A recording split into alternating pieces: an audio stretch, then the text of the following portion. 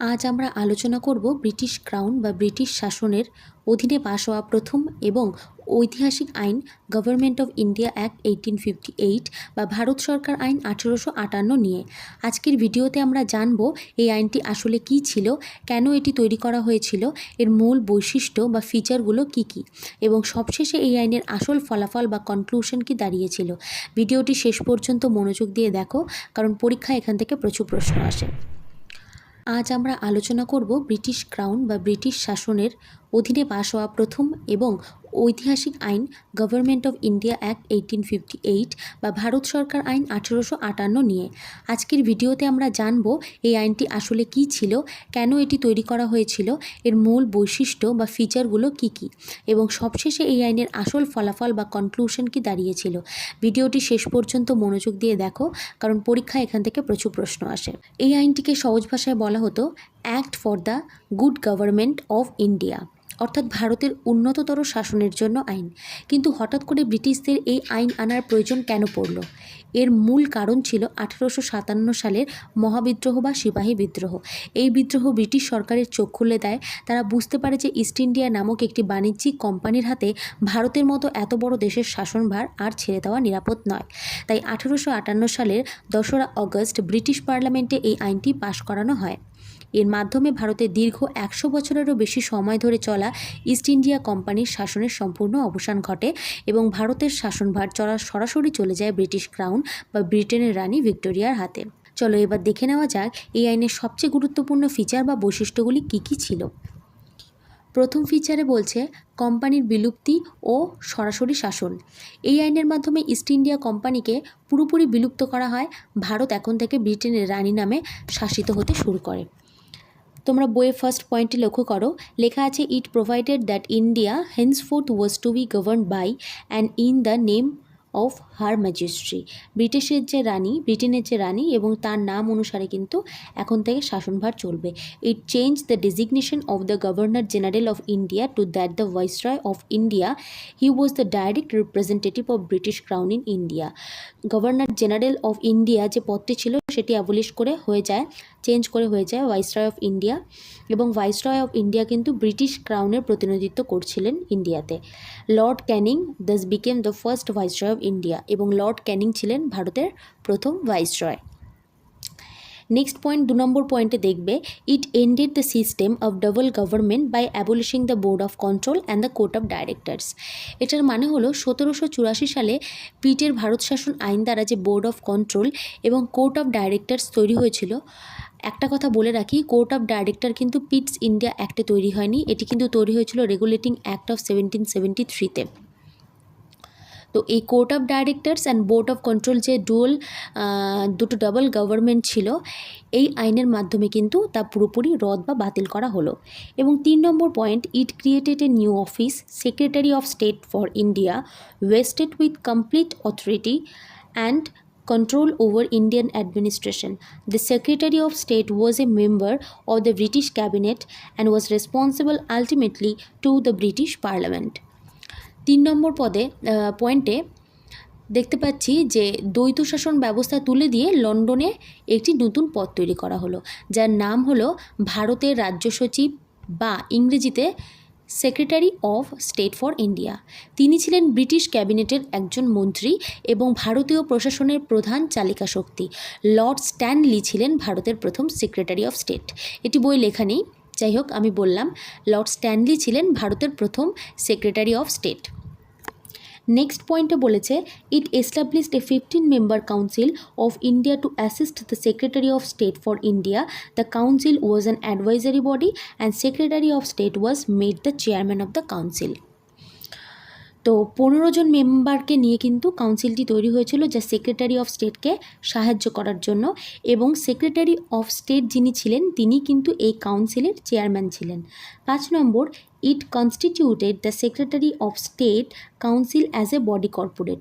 Body কর্পোরেটের একটা তকমা দেওয়া হয়েছিল সেক্রেটারি অফ স্টেট এই কাউন্সিলটাকে।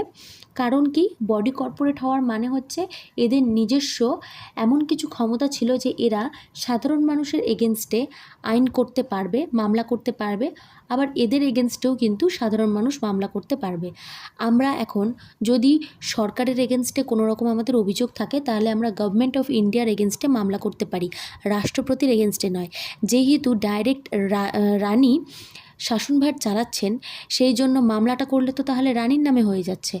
তো সেই সমস্যাটা এড়াতেই কিন্তু বডি কর্পোরেট তকমাটা দেওয়া হয়েছিল সেক্রেটারি অফ স্টেট কাউন্সিলকে। কারণ সেক্রেটারি অফ স্টেট কাউন্সিল পাওয়ারটা পেল যে তারা মামলা করতে পারবে এবং তাদের এগেনস্টে অন্য সাধারণ মানুষ, তাদের যদি কোনো ক্ষোভ থাকে বা কোনো সমস্যা থাকে, তারা মামলা করতে পারে, ইন্ডিয়াতেও করতে পারে এবং চাইলে ব্রিটেনেও করতে পারে। এইবার হচ্ছে কথা, সেটা হচ্ছে কেন তাহলে বডি কর্পোরেটের দরকার পড়লো। কারণ ইস্ট ইন্ডিয়া কোম্পানি যখন এখানে তাদের শাসনভার চালাচ্ছিল, তারা নানা মানুষের সাথে নানা রকম লেনদেন করেছিল, নানা রকম ট্রানজ্যাকশন করেছিল, কারো কাছ থেকে হয়তো টাকা ধার নিয়েছিল, বা অনেক সমস্যার সমাধান যেহেতু তাদের হাত দিয়েই হচ্ছিল, সমস্ত কিছু তাদের দায়ভার ছিল। এবার হঠাৎ করে যদি ইস্ট ইন্ডিয়া কোম্পানি একদিনে উবে যায়, তাহলে সাধারণ মানুষ যারা ইস্ট ইন্ডিয়া কোম্পানির সঙ্গে কোনো না কোনোভাবে দায়বদ্ধ ছিলেন, তারা কোথায় যেতেন, তারা কার কাছে গিয়ে তাদের প্রশ্নগুলো করতেন।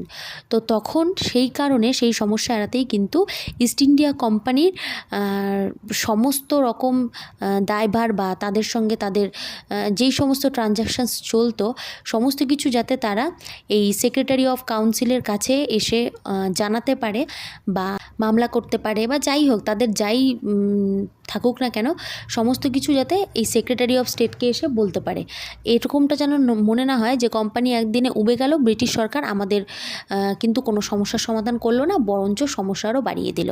তো সেই কথা মাথায় রেখেই কিন্তু সেক্রেটারি অফ স্টেট কাউন্সিলকে বডি কর্পোরেট করা হয়।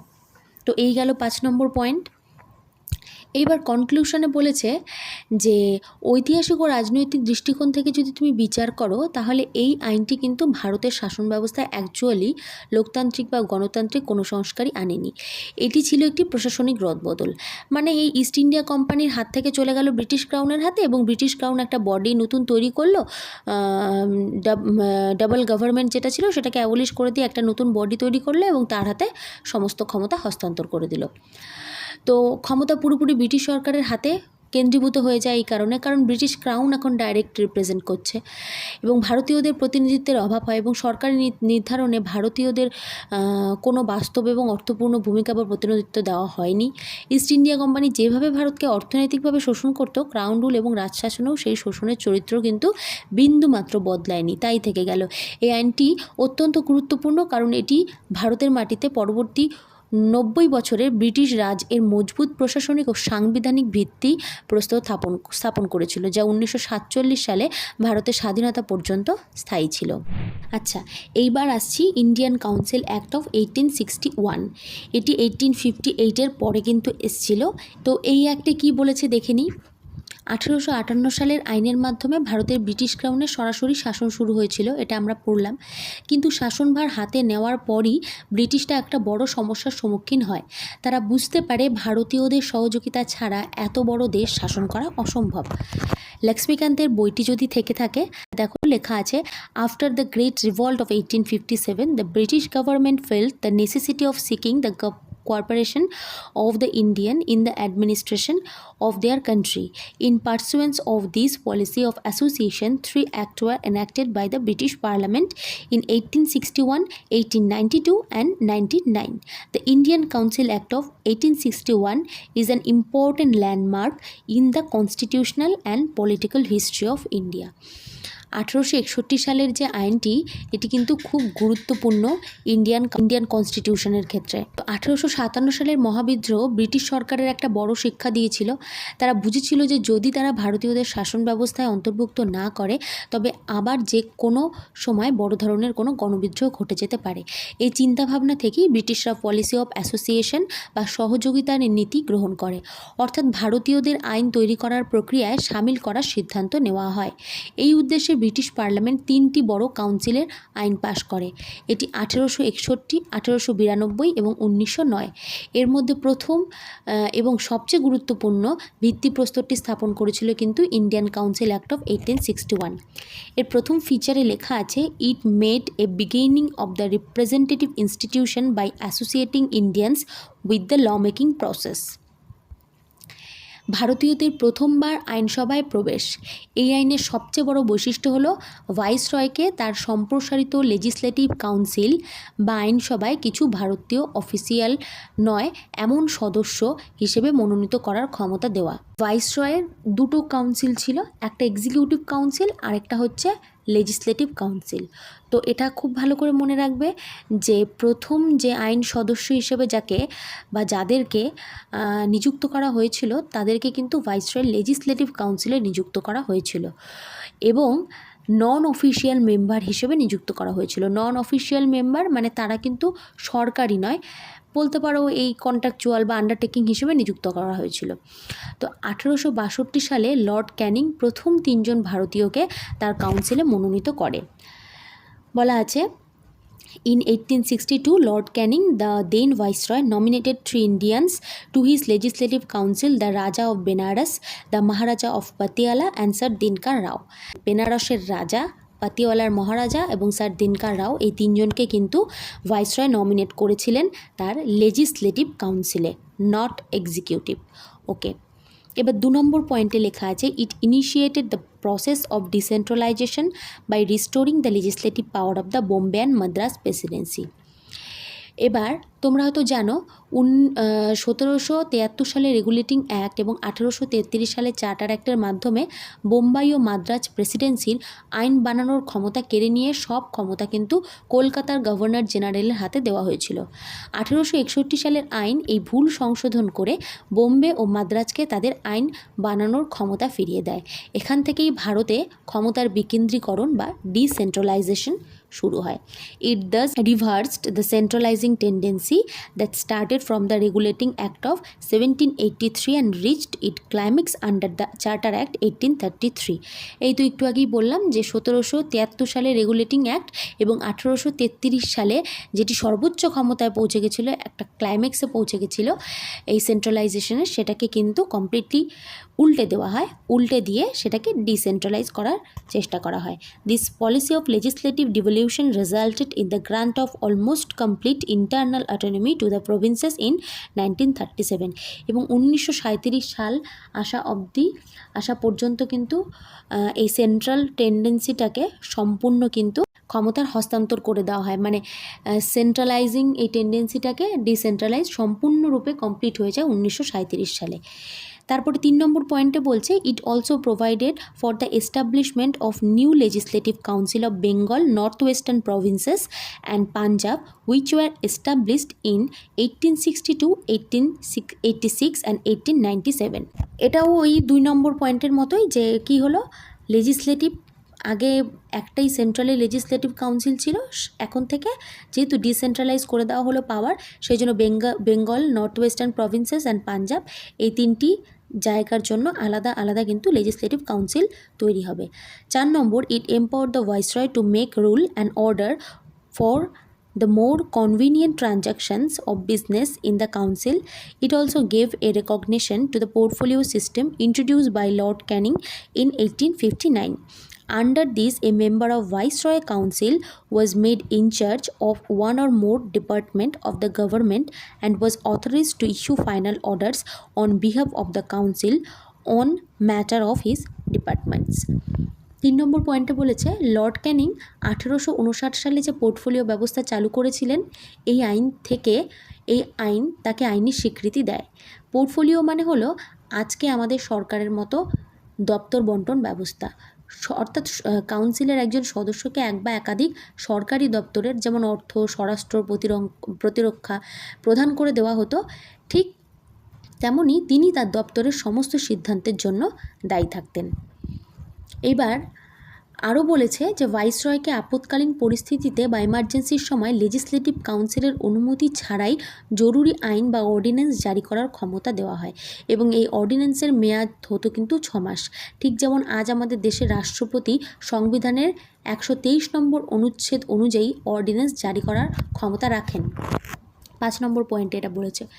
এবং আইন তৈরি করার পরিধি বাড়াতে বাংলা, এটা তো বললামই, উত্তর পশ্চিম সীমান্ত প্রদেশ, পাঞ্জাব, এইসব জায়গায় নতুন করে কিন্তু লেজিসলেটিভ কাউন্সিল গঠন করার ব্যবস্থা করা হয়। এই আইনটি কিন্তু ভারতের সাংবিধানিক ইতিহাসের একটি বিরাট মাইল ফলক, কারণ এর মাধ্যমে প্রতিনিধিত্বমূলক শাসন ব্যবস্থা মানে রিপ্রেজেন্টেটিভ ইনস্টিটিউশন এবং আধুনিক মন্ত্রিসভা বা পোর্টফোলিও ব্যবস্থার বীজ রোপণ করা হয়। এই দুটো পয়েন্টে একটু আলোকপাত করাটা ভালো, যে প্রতিনিধিত্বমূলক শাসন ব্যবস্থা, যে রিপ্রেজেন্টেটিভ নির্বাচন করা হবে এবং পোর্টফোলিও মানে একজন দপ্তরের অধীনে একজন মন্ত্রী থাকবেন, এই ব্যবস্থাগুলোর কিন্তু চালু হয়ে যায়। এইবার দেখছি 1892 সালের ইন্ডিয়ান কাউন্সিল অ্যাক্ট। কংগ্রেস প্রতিষ্ঠার পর ভারতীয় নেতারা দাবি তুলতে থাকেন আইনসভায় ভারতীয়দের সংখ্যা বাড়াতে হবে এবং তাদের বাস্তব ক্ষমতা দিতে হবে। আইনসভা বলতে লেজিসলেটিভ কাউন্সিল, যেখানে আমি দেখলাম যে 1861-এর অ্যাক্টে যখন পাওয়ার ডিসেন্ট্রালাইজ করা হলো তখন বলা হলো প্রভিন্সের জন্য কিন্তু আলাদা লেজিসলেটিভ কাউন্সিল তৈরি করা হবে। ভাইসরয়ের লেজিসলেটিভ কাউন্সিল তো ছিলই, তার সঙ্গে প্রভিন্সগুলোও কিন্তু আলাদা লেজিসলেটিভ ক্ষমতা পেল। তো সেই জন্য ভারতীয় কংগ্রেসদের দাবি ছিল যে আইনসভায় ভারতীয়দের সংখ্যা বাড়াতে হবে এবং তাদের বাস্তব ক্ষমতা দিতে হবে। এই দাবির ফলেই 1892 সালের আইনটি আসে এবং এর প্রথম ফিচারে বলা হয়েছে যে সদস্য সংখ্যা বৃদ্ধি করা হয়। It increase a number of additional member in the central and provincial legislative council but maintain the official majority in them. এখানে তুমি ব্র্যাকেটে দেখতে পাবে অ্যাডিশনাল মেম্বার্সের মাঝখানে লেখা আছে নন অফিসিয়াল। তো কেন্দ্রীয় এবং প্রাদেশিক উভয় আইনসভাতেই অফিসিয়াল নয় এমন সদস্য সংখ্যা বাড়াতে হবে।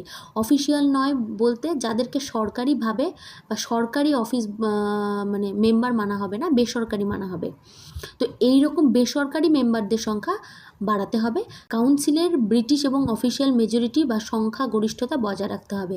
মানে যারা অফিসিয়াল মেম্বার আছে, সরকারি মেম্বার, তাদের সংখ্যা যা ছিল তাই থাকবে, তাদের সংখ্যার মধ্যে কিন্তু কোনো কাটছাট চলবে না, ঠিক আছে। নন অফিসিয়াল মেম্বার সংখ্যা বাড়াতে হবে। দুই নম্বর ফিচারে বলা হয়েছে it increase the function of legislative council and gave them the power of discussing the budget. আচ্ছা, তো 1861 সালের আইনে ভারতীয়দের বাজেট নিয়ে কথা বলার কোনো অধিকার ছিল না, কিন্তু 1892 সালের আইন ভারতীয় সদস্যদের বাজেট নিয়ে আলোচনা করার এবং জনস্বার্থ বিষয়ে সরকারকে প্রশ্ন করার অধিকার দেয়। তবে তারা কোনো সম্পূরক প্রশ্ন বা সাপ্লিমেন্টারি কোয়েশ্চেন্স করতে পারতো না। বাজেটের ওপর ভোট দেওয়ার অধিকারও কিন্তু তাদের ছিল না। 3 নম্বর পয়েন্টে it provided for the nomination of some non official member of the central legislative council by the viceroy on the recommendation of the provincial legislative council and the Bengal chamber of commerce, that of the provincial legislative council by the governor of the recommendation of the district board, municipalities, universities, trade association, jamindar and chambers। ভারতের ইতিহাসে এই প্রথমবার সীমিত আকারে হলেও নির্বাচন শব্দটির ব্যবহার শুরু হয়। জেলা বোর্ড, বিশ্ববিদ্যালয়, মিউনিসিপ্যালিটি এবং জমিদারদের সুপারিশে বেসরকারি সদস্যদের মনোনীত করা হতো। এটি সরাসরি সাধারণ মানুষের ভোট ছিল না ঠিকই, তাই একে পরোক্ষ নির্বাচনও কিন্তু বলা হয়। এই আইনের মাধ্যমে ভারতের সংসদীয় বা রিপ্রেজেন্টেটিভ ব্যবস্থার পরিস্থিতি কিছুটা বাড়ালেও কংগ্রেসের স্বায়ত্তশাসন এর দাবি কিন্তু পূরণ করতে সম্পূর্ণরূপে ব্যর্থ হয়। ফলে ভারতীয়দের মধ্যে অসন্তোষ কিন্তু আরও বাড়তে থাকে। আচ্ছা, এইবার চলে আসি ইন্ডিয়ান কাউন্সিল অ্যাক্ট অফ 1909। এই আইনটিকে বলা হয় মরলে মিন্টো সংস্কার, কারণ এই সময় লর্ড মরলে ছিলেন ব্রিটেনের সেক্রেটারি অফ স্টেট এবং লর্ড মিন্টো ছিলেন ভারতের ভাইসরয়। 1905 সালের বঙ্গভঙ্গ আন্দোলন এবং চরমপন্থী নেতাদের উত্থানের ফলে ব্রিটিশরা বেশ কোণঠাসা হয়ে পড়েছিল। তারা ভারতীয়দের মধ্যে একতা ভাঙতেই ডিভাইড অ্যান্ড রুল নীতি সিদ্ধান্ত নেয়। তো 1909 সালের প্রথম ফিচার্সে বলা আছে it considerably increase the size of the legislative council both central and provincial এবং সেন্ট্রালের লেজিসলেটিভ কাউন্সিলের সংখ্যা কিন্তু বাড়ানো হয়। কেন্দ্রীয় আইনসভার সদস্য সংখ্যা 16 থেকে বাড়িয়ে এক ধাক্কায় 60 জন করা হয়। আর প্রাদেশিক আইনসভাগুলো যেমন পড়লাম বাংলা, মাদ্রাজ, বোম্বাই, এর সদস্য সংখ্যাও কিন্তু বাড়ানো হয়। It retained official majority in the Central Legislative Council but allowed the Provincial Legislative Council to have non-official majority. Official majority in the Central Legislative Council এ কিন্তু একই রাখা হয়, বাট প্রভিন্সিয়াল লেজিসলেটিভ কাউন্সিলে কিন্তু নন অফিসিয়াল মেজরিটির সংখ্যা বাড়ানো হয়। Non official majority and official মেজরিটির মধ্যে পার্থক্যটা কী সেটা কিন্তু আমি বলেছি। নন অফিসিয়াল মানে যাদেরকে সরকারি ধরা হবে না, এবং অফিসিয়াল মানে যাদেরকে সরকারি ধরা হবে। It enlarge the deliberative functions of the legislative council at both the level. For example, members were allowed to ask supplementary questions, move resolution on the budget and so on. আইনসভার সদস্যদের ক্ষমতা আরও বাড়ানো হয়। এবার তারা বাজেটের ওপর প্রস্তাব পাশ করতে পারে এবং যে কোনো বিষয়ে সাপ্লিমেন্টারি কোয়েশ্চেন কিন্তু তারা জিজ্ঞাসা করার অধিকার পান, সাপ্লিমেন্টারি কোয়েশ্চেন করার অধিকার পান। Next, it provided for the first time for the association of Indian with the Executive Council of the Viceroy and Governor. এতদিন ধরে যে ভাইসরয়ের কাউন্সিলে মেম্বারদের, বিশেষ করে ভারতীয়দের নিযুক্ত করা হচ্ছিল, তারা কিন্তু শুধুমাত্র লেজিসলেটিভ কাউন্সিলেই চান্স পাচ্ছিলেন। এতদিন পর্যন্ত এক্সিকিউটিভ কাউন্সিলে কিন্তু কেউ চান্স পাননি। 1909 সালের মর্লে মিন্টো রিফর্মে কিন্তু প্রথম ভারতীয় সত্যেন্দ্র প্রসাদ সিনহা ভাইসরয়ের এক্সিকিউটিভ কাউন্সিলে চান্স পান এবং ল মেম্বার হিসেবেই কিন্তু তিনি নিযুক্ত হন। It introduce a system of communal representation for Muslims by accepting the concept of separate electorate. Under this the Muslim members were to be elected only by Muslim voter. Thus the act legalized communalism and Lord Minto came to be known as the father of communal electorate. এই জায়গাটা highlight করে রাখো, father of communal ইলেক্টোরেট বলা হয় কিন্তু Lord মিন্টোকে, এবং কোন অ্যাক্টের আন্ডারে সেটাও কিন্তু মাথায় রাখতে হবে। এটিই ছিল এই আইনের সবচেয়ে মারাত্মক এবং সুদূরপ্রসারী বৈশিষ্ট্য। মুসলিমদের জন্য পৃথক নির্বাচন ব্যবস্থা চালু করা হয়। এর মানে হলো মুসলিম প্রার্থীদের শুধুমাত্র মুসলিম ভোটাররাই ভোট দিতে পারবে। এই ব্যবস্থার মাধ্যমে ব্রিটিশরা ভারতের সাম্প্রদায়িকতার বীজ বপন করে। এই কারণে লর্ড মিন্টোকে ফাদার অফ কমিউনাল ইলেক্টোরেট বা সাম্প্রদায়িক নির্বাচন ব্যবস্থার জনক বলা হয়। It also provided for the separate representation of presidency, corporations, chambers of commerce, universities and zamindars. রাজনৈতিকভাবে দেখতে গেলে এই আইনটি ভারতীয়দের কিছু প্রশাসনিক অধিকার বাড়িয়েছিল এবং সত্যেন্দ্র প্রসন্ন সিনহার মতো ব্যক্তিত্বদের সর্বোচ্চ স্তরে পৌঁছানোর সুযোগ দিয়েছিল, কিন্তু এর আসল উদ্দেশ্য কিন্তু ঠিকঠাক ছিল না। কারণ লর্ড মর্লে নিজেই সংসদে দাঁড়িয়ে বলেছিলেন এই আইনের উদ্দেশ্য ভারতীয়দের কোনো সংসদীয় বা গণতান্ত্রিক শাসন ব্যবস্থা গড়ে তোলা নয়, এটি ছিল ভারতীয়দের মন ভোলানোর একটি চেষ্টা মাত্র। 1909 সালের আইনে যে পৃথক নির্বাচন ব্যবস্থা আনা হয়েছিল তা হিন্দু ও মুসলিমের মধ্যে স্থায়ী ফাটল তৈরি করে দেয়। ঐতিহাসিকরা মনে করেন এই সাম্প্রদায়িক রাজনীতির চূড়ান্ত পরিণতিই ছিল 1947 সালের ভারত বিভাগ বা দেশভাগ। চলো এরপর জেনে নিই গভর্নমেন্ট অফ ইন্ডিয়া অ্যাক্ট 1919। এবং এই গভর্নমেন্ট অফ ইন্ডিয়া অ্যাক্ট 1919কে কিন্তু মন্টেগু চেমসফোর্ড রিফর্মসও বলা হয়। মন্টেগু চেমসফোর্ড সংস্কার কেন বলা হয় এটি দেখে নিই। কারণ 1919 সালে এডউইন মন্টেগু ছিলেন ব্রিটেনের সেক্রেটারি অফ স্টেট এবং লর্ড চেমসফোর্ড ছিলেন ভারতের ভাইসরয়। এই আইনের মূল ভিত্তি ছিল 1917 সালের অগাস্টের 20 তারিখ মন্টেগু সাহেবের দেওয়া একটি ঐতিহাসিক ঘোষণা, যাকে অগাস্ট ডিক্লারেশনও বলা হয়। সেখানে ব্রিটিশরা প্রথমবার স্বীকার করেছিলেন যে তাদের মূল উদ্দেশ্য হলো ভারতে ধাপে ধাপে একটি দায়িত্বশীল সরকার তৈরি করা, আর সেই উদ্দেশ্য পূরণ করতেই 1919 সালের এই আইনটি পাশ করা হয়, যা 1921 সালে কার্যকর হয়। দেখো বই লেখা আছে গভর্নমেন্ট অফ ইন্ডিয়া অ্যাক্ট 1919-এর আন্ডারে।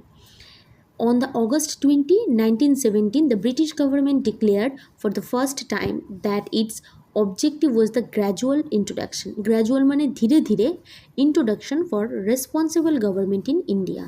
The Government of India Act of 1919 was thus enacted, which came into force in 1921. This act is also known as Montagu-Chelmsford Reforms. Montagu was the Secretary of State for India and Lord Chelmsford was the Viceroy of India. এর প্রথম ফিচারে বলছে it relaxed the central control over the provinces by demarcating and separating the central and provincial subject. এই আইনের মাধ্যমে প্রাদেশিক বিষয়ের যে সাবজেক্টগুলো আছে তাকে দুটি ভাগে ভাগ করার কথা। It relax the central control over the provinces, প্রভিন্সের ওপরে যে সেন্ট্রাল কন্ট্রোল আছে সেটিকে ডিমার্কেটিং করা হবে, তার একটি সীমানা নির্দেশ করা হবে, মানে সেন্ট্রাল একটা সীমানার বাইরে গিয়ে কন্ট্রোল করতে পারবে না। And separating the central and provincial subject, এবং সেন্ট্রাল এবং প্রভিন্সিয়াল বিষয়ের যে সাবজেক্টগুলো আছে সেটাকে সেপারেট করার কথা কিন্তু বলা হয় প্রথম ফিচারে। The central and the provincial legislature were authorised to make laws on their respective list of subjects, however the structure of government continue to be centralised and unitary. তো সেন্ট্রাল এবং প্রভিন্সিয়াল লেজিসলেচারকে অথরিটি দেওয়া হয় যে তারা তাদের রেসপেক্টিভ সাবজেক্টের ওপরে আইন প্রণয়ন করতে পারে, কিন্তু সেন্ট্রালের একটি কন্ট্রোল প্রভিন্সের ওপরে থাকবে, মানে একটি ইউনিট কিন্তু থাকবে, একটি ইউনিটারি কিন্তু থাকবে। 2 নম্বর, it further divided the provincial subjects into 2 parts, transferred and reserved. Transferred subjects were to be administered by the governor with the aid of minister responsible to the legislative council. The reserved subject, on the other hand, were to be administered by the governor and his executive council without being responsible to the legislative council. তো এই আইনের মাধ্যমে প্রাদেশিক বিষয়ের সাবজেক্টগুলোকে দুটি ভাগে ভাগ করা হয়েছে, প্রভিন্সিয়াল সাবজেক্টগুলোকে দুটি ভাগে ভাগ করা হয়েছে, একটি ট্রান্সফার সাবজেক্ট আর একটি হচ্ছে কি রিজার্ভ সাবজেক্ট। তো ট্রান্সফার সাবজেক্টটা কি, যেমন শিক্ষা, স্বাস্থ্য, স্থানীয় স্বায়ত্তশাসন, কৃষি, এই ধরনের কম গুরুত্বপূর্ণ দায়িত্বগুলো কিন্তু দেওয়া হয়েছিল ভারতীয় মন্ত্রীদের হাতে, যারা আইনসভার কাছে দায়ী থাকতেন। এবং রিজার্ভ সাবজেক্টে যেমন অর্থ, পুলিশ, রাজস্ব, বিচার, এই ধরনের গুরুত্বপূর্ণ বিষয়গুলির সিদ্ধান্ত ভাইসরয় বা গভর্নর তার নিজের এক্সিকিউটিভ কাউন্সিলের সদস্যদের নিতেন, যেখানে ভারতীয় মন্ত্রীদের কোনো হাত ছিল না। মনে রাখতে হবে এক্সিকিউটিভ কাউন্সিলের সঙ্গে কিন্তু রিজার্ভ সাবজেক্টগুলো আলোচনা করা হতো। এখানে কিন্তু লেজিসলেটিভ কাউন্সিলের সদস্যরা রিজার্ভ সাবজেক্টে কোনো রকম কোনো কথায় থাকতেন না, কিন্তু ট্রান্সফার সাবজেক্টে কিন্তু লেজিসলেটিভ কাউন্সিলের সদস্যরা থাকতেন। This dual scheme of governance was known as dyarchy, a term derived from the Greek word dyarchy which means double rule. However this experiment was largely unsuccessful.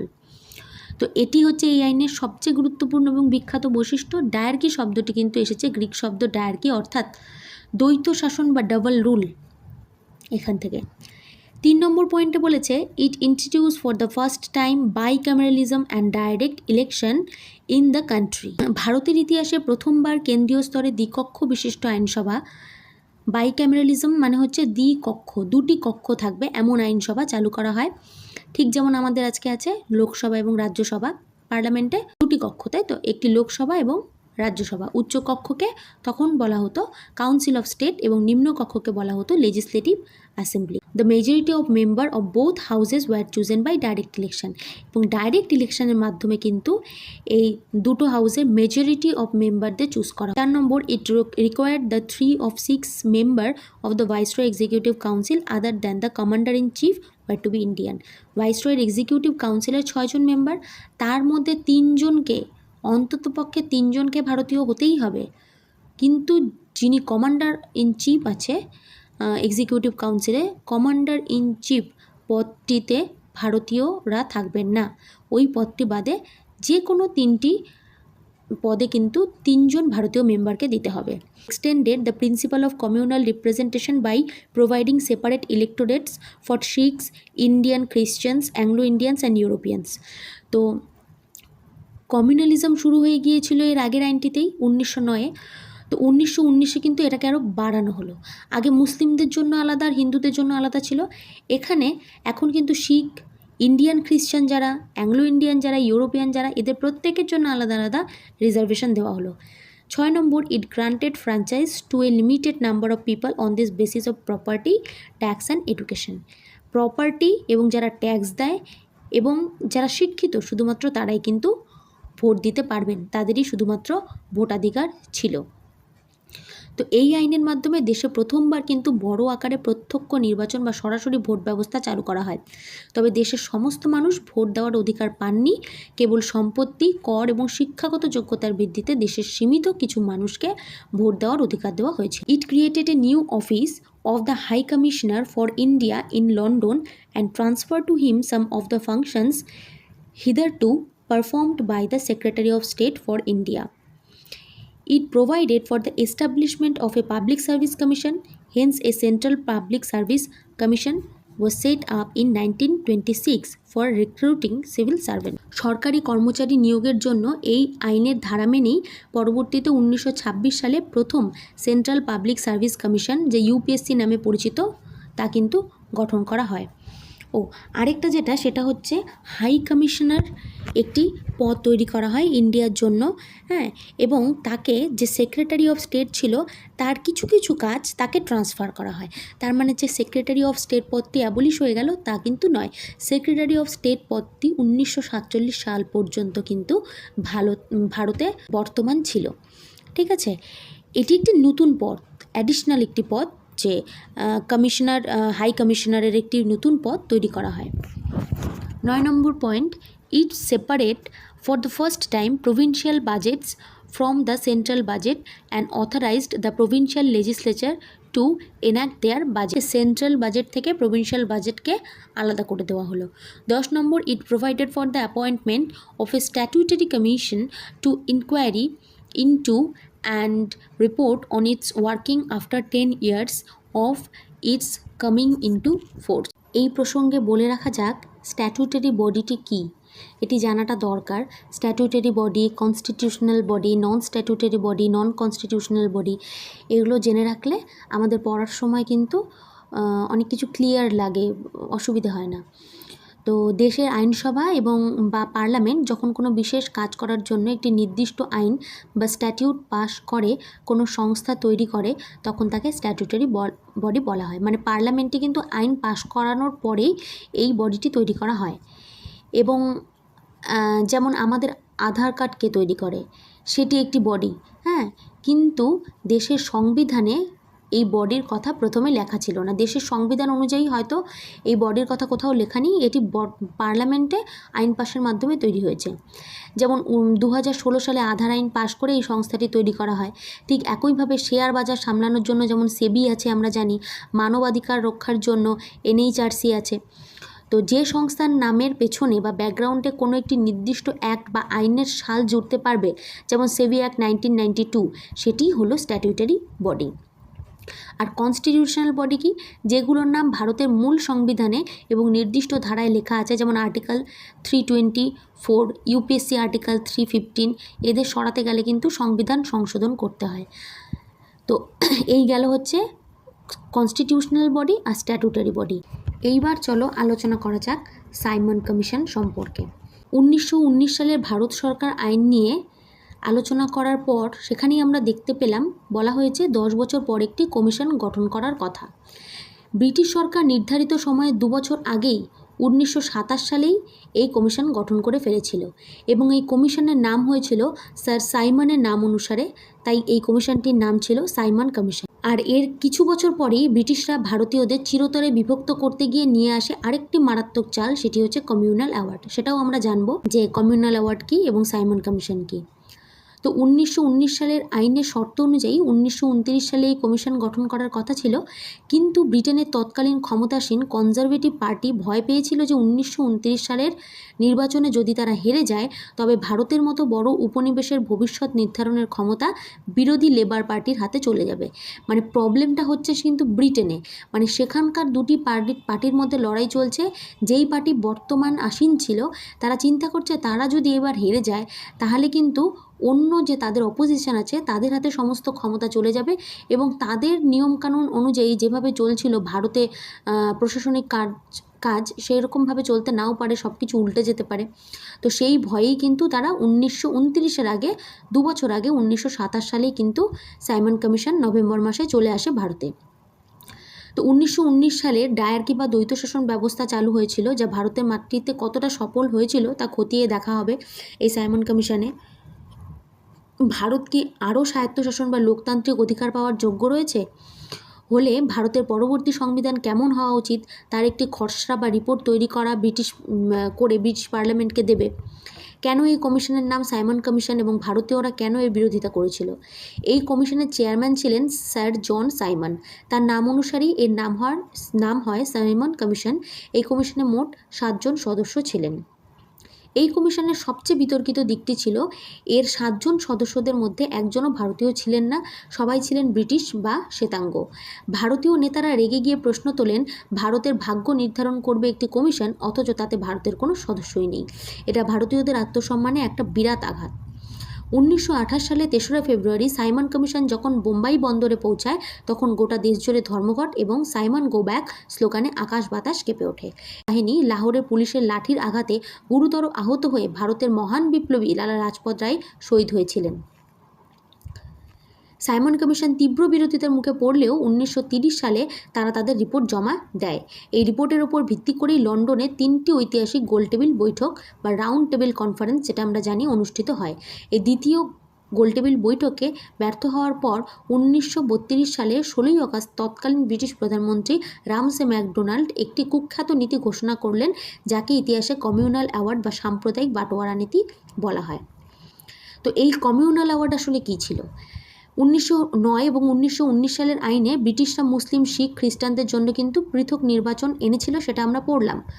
1932 সালে এই কমিউনাল অ্যাওয়ার্ডের মাধ্যমে ব্রিটিশরা আরও এক ধাপ এগিয়ে গিয়ে হিন্দু সমাজে তথাকথিত নিম্নবর্ণ বা দলিত সমাজকে, যাকে ইংরেজিতে বলা যায় ডিপ্রেসড ক্লাস, এবং সংখ্যালঘু বা পৃথক সম্প্রদায় হিসেবে ঘোষণা করে এবং তাদের জন্য পৃথক নির্বাচন ব্যবস্থা চালু করে। অর্থাৎ ব্রিটিশদের উদ্দেশ্য ছিল এবার হিন্দু সমাজকেও দুটো ভাগে ভাগ করে দেবে। তো মহাত্মা গান্ধী সেই সময় পুনের ইয়ারওয়াদা জেলে বন্দী ছিলেন। ব্রিটিশদের এই চাল দেখে তিনি বুঝতে পারেন যে এটি কার্যকর হলে হিন্দু সমাজ চিরতরে টুকরো টুকরো হয়ে যাবে এবং ভারতের স্বাধীনতা আন্দোলনও দুর্বল হয়ে পড়বে। এর প্রতিবাদে 1932 সালে সেপ্টেম্বরের 20 তারিখ গান্ধীজি জেলে বসেই আমরণ অনশন শুরু করেন এবং গোটা দেশ তোলপাড় হওয়া শুরু হয়ে যায়।